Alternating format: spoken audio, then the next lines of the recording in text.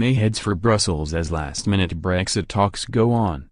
Brussels, Dublin, Reuters. British negotiators were locked in last-minute talks with their European Union and Irish counterparts on Monday, trying to put together a Brexit deal that Prime Minister Theresa May might agree over lunch in Brussels.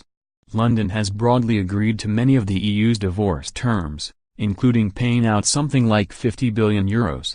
But the issues of the rights of expatriate citizens and the UK-EU border on the island of Ireland remain fraught, diplomats said. Brussels officials and diplomats sounded increasingly confident of a deal over the weekend, but they cautioned that much will depend on the outcome of May's talks over lunch. "I have a good feeling, but I am not prejudging the outcome," one senior Brussels diplomat said.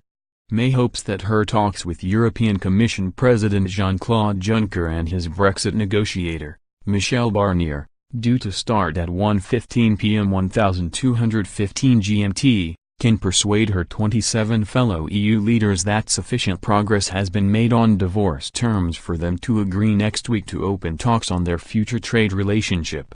They will hold a summit on Friday, December 15, NL8 N1030C4, chaired by European Council President Donald Tusk, with whom May has scheduled a meeting at 4 p.m., after her lunch with Juncker. Dublin, backed by the rest of the EU, is seeking strong assurances that London will commit to keeping business regulations in Northern Ireland the same as in the EU, to avoid a hard border that could disrupt peace on the island. "Hopefully, we'll find a way forward today," Irish Foreign Minister Simon Coveney told state broadcaster RTE ahead of a cabinet meeting to discuss the issue before May's talks. Coveney said the talks are in a sensitive place, with the British and Irish governments discussing possible texts of an agreement. Britain is seeking to keep its options open, having rejected a commitment to leave Northern Ireland in a customs union with the EU or to keep the whole United Kingdom in one. May depends in Parliament on a pro-British party in Northern Ireland that rejects any deal which would divide the province from the British mainland. But Ireland and the EU say maintaining a customs union is the best way to avoid regulatory divergence. Juncker and Barnier will meet the European Parliament's Brexit team at 11 a.m. to brief them on progress. The legislature, which must approve any withdrawal treaty if a disruptive Brexit is to be avoided in March 2019, has demanded that EU courts have the final say in guaranteeing rights for 3 million EU citizens in Britain. Britain insists that it will no longer accept the supervision of the European Court of Justice. Nadine Dorries, a member of Britain's ruling Conservative Party who supports Brexit, said May should tell EU officials time is running out to move talks on to the next phase. The EU has had enough time now to decide whether or not they are going to discuss trade with us. They need to get on with it, and if they don't get on with it, the closer we get to walking away with no deal, she said. May portrays Monday's meeting as part of preparations for an EU summit on December 15, though the EU says no negotiations will be conducted at the summit itself, so Monday is the last chance for her to make offers.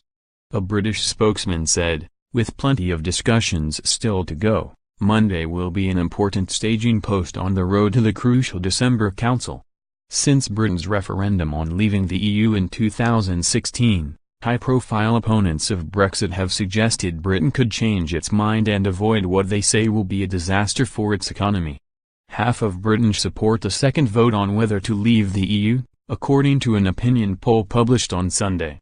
With the clock ticking down to the March 2019 exit date, May is under pressure to start talks on its future trade ties by the end of the year to remove the cloud of uncertainty for companies that do business in the EU.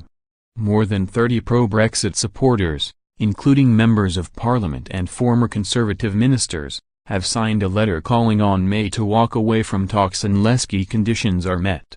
They include an end to free movement of people from the EU into Britain and for the European Court of Justice to have no further role in British legal matters after March 2019.